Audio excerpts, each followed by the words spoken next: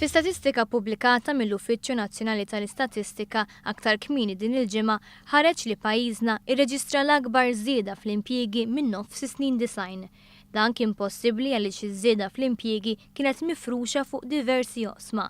Settur ewlieni li rreġistra żieda sostanzjali fl-impjiegi kien dak tal-industriji.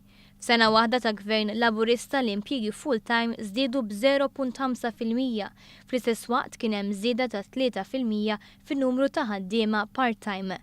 Dan b'kuntrast ma' dak li ġara taħt amministrazzjoni nazzjonalista fejn f'5 snin kien hemm tnaqqis ta' aktar minn 1500 ħaddiem full-time.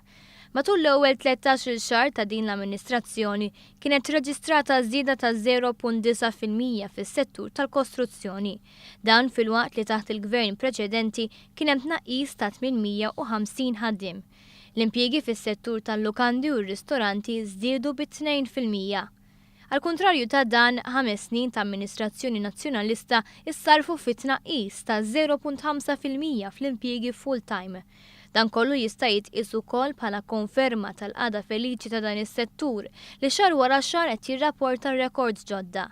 Aktar riżultati pożittivi kienu miksuba fis-settur tal-bejgħ lokali fejn minn Marzu tal-2013 l-impjiegi full-time żdiedu b'madwar 5% filwaqt li kien hemm żieda ta' kważi 475 impjieg part-time. Fejn jidħlu s-servizzi professjonali, amministrattivi u ta' konsulenza, pajjiżna ra żieda ta' kważi 1800 impjieg matul din l-amministrazzjoni, jew aktar minn 4 impjiegi ġodda kuljum. Aktar żidiet fl-impjiegi kienu reġistrati fis-settur tal-informatika, fis-settur finanzjarju, fis-suq tal-proprjetà u fl-industrija tas-servizzi.